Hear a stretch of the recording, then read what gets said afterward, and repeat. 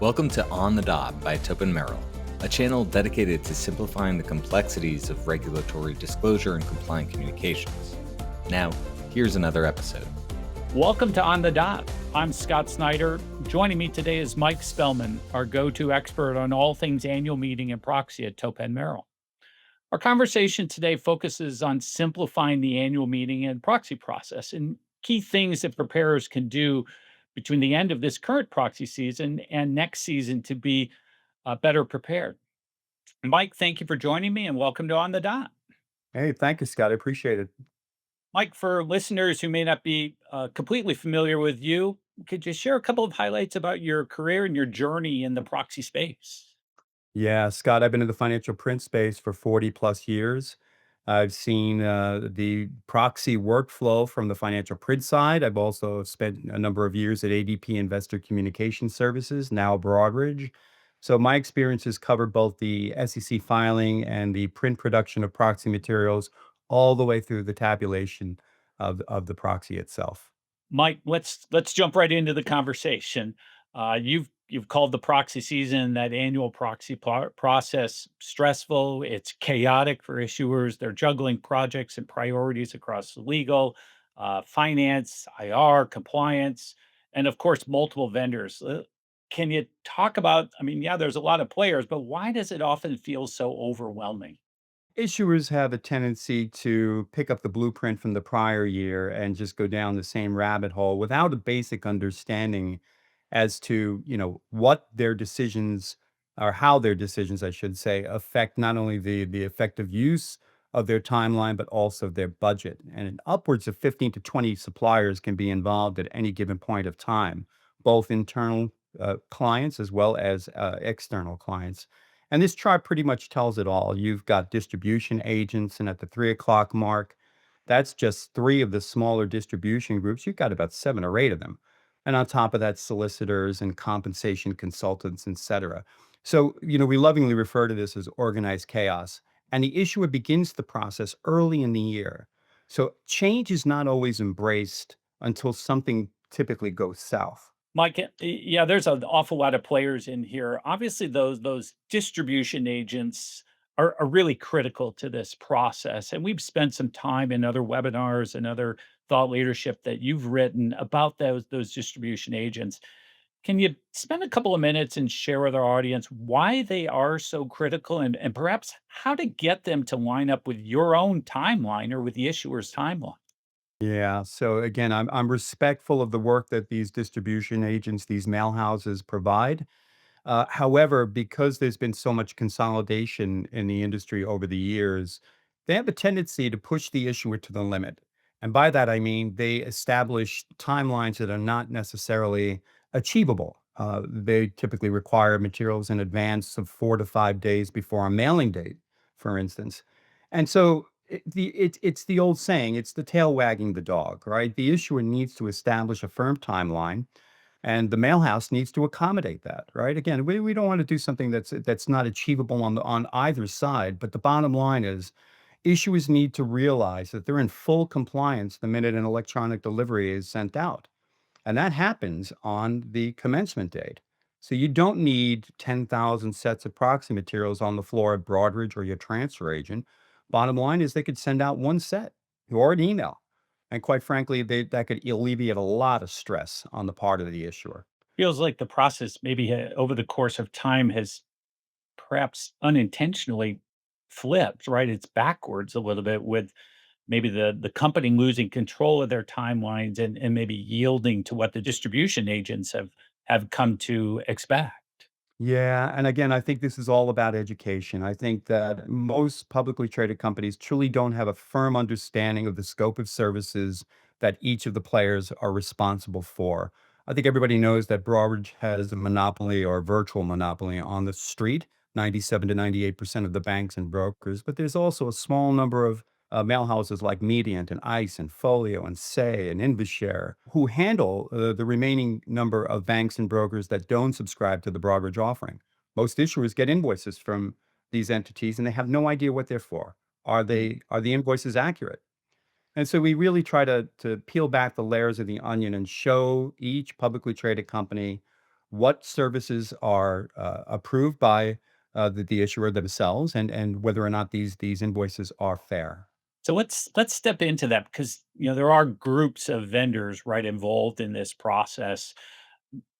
How should issuers think about managing these different groups, if you will, or these priorities, these vendors, so that they really optimize their proxy process? They all need to be vetted. And again, I think in the case of the transfer agent, we're going to start at the lower right-hand side here. Transfer agents provide a variety of services to publicly traded companies. And one of them is annual meeting services for the registered shareholder positions. You have the street, you have the registered. The street is handled by the banks and brokers through Broadridge for the most part. Transfer agents handle the registered shareholder base, and embedded in the annual fee are annual meeting services in the form of project management, the vehicle for the votes to return for the registered shareholders themselves. That's the internet, the telephone, and return proxy card. Inspector of election services, in many cases, master tabulation. Well, those fees are spread out over a 12-month period. Yet, a lot of, maybe probably 75% of publicly traded companies move that registered mailing to Broadridge in an effort to create a single source for all distribution purposes, without them realizing that those fees are already covered under the transfer agent agreement. When they find out they've spent $12,000, $15,000 unnecessarily, then they're surprised. They're truly surprised. They need to have a better understanding of the scope of services. Same with the solicitor. In many instances, solicitors act as project managers. They coordinate with the transfer agent and Broadridge in an effort to make the workflow for the issuer a little bit more seamless. And quite frankly, it's an expensive endeavor and it's time consuming. You don't need them to run interference, I should say. The beneficial mailing, that's primarily Broadridge and Mediant and Say Technologies. But on the Broadridge front, they're obligated to conform to the approved rates by the New York Stock Exchange, and they do a good job of doing that. But let's be honest. I mean, the Broadridge representatives do upsell and sell product to publicly traded companies that do not improve the ability of the issuer to connect with their stakeholders or improve responsiveness. And finally, on the financial print side, it's just basically having a good understanding of the services that they're providing and whether or not they provide end-to-end quality control measures on all aspects of service. So, Mike, let's take just a quick moment. You mentioned Say Technologies. We talked a little bit about this, but you flagged Robinhood accounts specifically and the role of Say Technologies. Tell me a little bit more about that and what companies should be aware of. So Broadridge handles 97 to 98% of the street. And if you remember, the 2 to 3% are managed by Mediant and Say and the rest.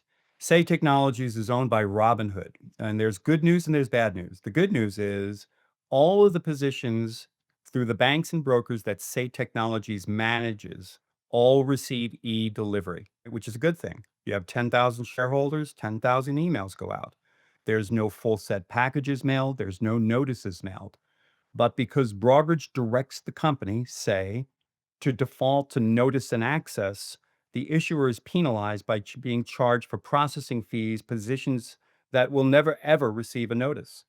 Quite frankly, it's a little disturbing. And we've written to the SEC and the state attorney general of California's office to find out if there's something that could be done about that. But it's an expense that is incurred by the overwhelming majority of issuers who utilize the notice and access model, unless you advise them not to. And it's really important, again, getting back to that, having a better understanding of the roles and services that each of these players provide. Yeah, it's watching for the overlap, right, and ensuring that you're only paying for things once. So what might look like compliance to you actually might just be additional costs that you could be incurring.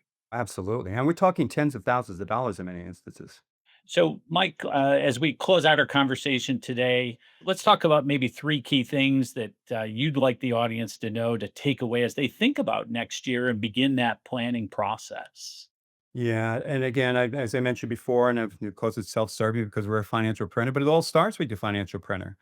I believe that your financial printer should be a trusted partner, a resource for all things annual meeting related, not just an order taker to process your document and make changes upon, request. Financial printers need to be proactive in ensuring that their clients have a smooth process all the way through. And if we see things that could impact their budget, whether it's printing costs or even the mailing costs on the distribution side.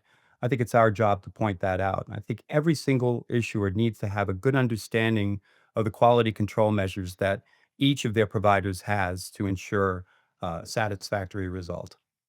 And the second is really a SaaS platform that meets the design and style requirements. Again, proxy statements today are marketing pieces that showcase the company's goals and strategic platform during the course of the year. And of course, it's a once a year process. And when you improve the aesthetics and the content of your shareholder materials, you'd like to have a SaaS tool, a collaborative tool that can embrace a lot of the graphics that really are uploaded into the document. And I think finally, just having a real good understanding of the contractual obligations for each of the players, really understand what the contracts include. As I mentioned before, the transfer agents include a plethora of services during the course of the year, but it also includes annual meeting services. There's really no need to pay twice, and make sure that your solicitor's not charging you for fees for project management when in fact they're not managing anything. Mike, as I think about those 3 points and I think about our conversation today, I'm just reminded of the old adage, if it ain't broke, don't try to fix it. Mm. But of course, if you don't know it's broken, Mhm. that probably is part of the challenge, right? Is it seems like everything is working and flowing, but feels like maybe this is just something that issuers should do, just make it part of their regular practice on an annual basis to review this process. No doubt about it. And it's a you don't know what you don't know, right? Don't settle for the same broken workflow year after year. There are major cost savings and efficiency improvements available. Only if you take a fresh look. You have to be willing to make change. We're happy to help with that audit. If anyone wants to connect, I think that every single publicly traded company would benefit not only from a review of their expenses, but also a better understanding of how well you're connecting with your investors electronically and the response rate online. Mike, perfect way to close it out. Thank you, and thanks for joining me today for on the dot. For our listeners, of course, we have the latest version, our 2026 version of the proxy statement style guide available, and a QR code here for you to connect with Mike. I know he'd be glad to have a conversation with you about your current process and ways to optimize that. Mike, thanks again for joining me. My pleasure, Scott. Thanks. Thanks for listening. To learn more or play back other On the Dot episodes, go to topenmerrill.com.